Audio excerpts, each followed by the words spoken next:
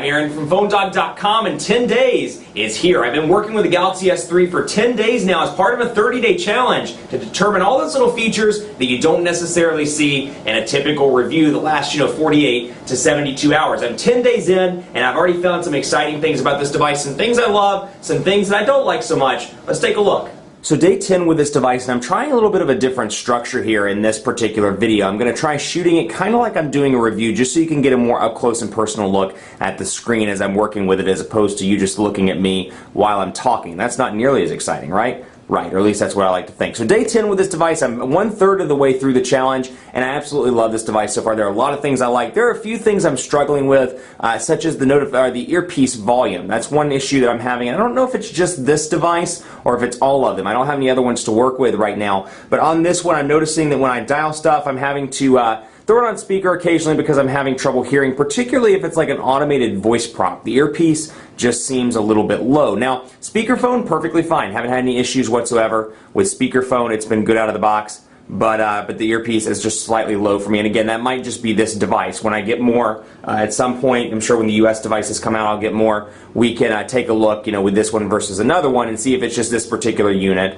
or if it's across the board on the Galaxy S3 line. So far, so good with battery, though. I'm telling you, halfway through the day, I actually just charged this device, so this probably isn't the best in terms of accuracy. But I'm going to pull this away and take a look here. I'll show you in the gallery one of my battery things from the other day. Let's see if I've got it. Here we go. 16 hours, 21 minutes. 51 seconds, and down to 5%. That was with pretty heavy use, including a lot of calling, a lot of text messaging. Obviously, the screen was on quite a bit. I was sending and receiving a lot of emails, and I made it through the day and well into the evening and got it down to 5%, 16 hours off of the charger, and this was while I was traveling one day. So a very impressive day on the battery front. So very good there. 2,100 milliamp hour battery on this device. Now obviously when it hits the US, it's going to be a little bit different because most of the US variants have some version of 4G, be it 4G LTE.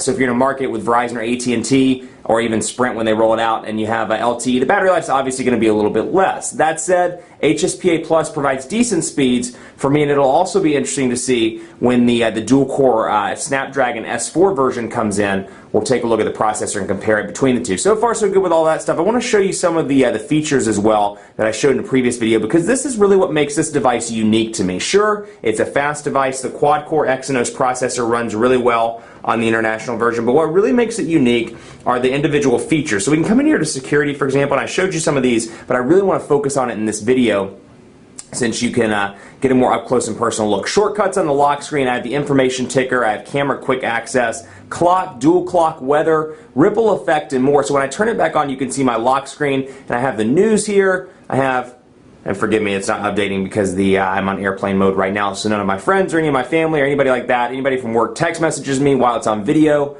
That keeps me from having to cut it and move on to a different segment, which is nice. So lock screen's nice and filled up here with weather, and then you could go back and take a look at some other options as well. One of my personal favorites I talked about in the day 7 video, the battery percentage indicator up here. Been really impressed with that also. So we'll come down here and take a look. Actually come up here and take a look. It's around here somewhere. I don't know why I can't remember.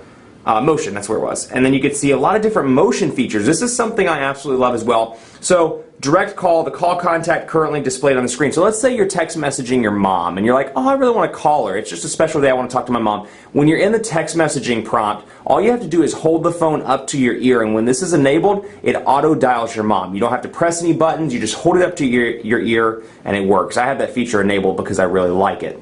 Smart alert, catch missed calls and messages. So this is a particularly cool feature. Let's say if you're like me, even with a notification light, you're a little obsessive about checking your device because you never know when those work emails are going to come in or those deadlines, things like that.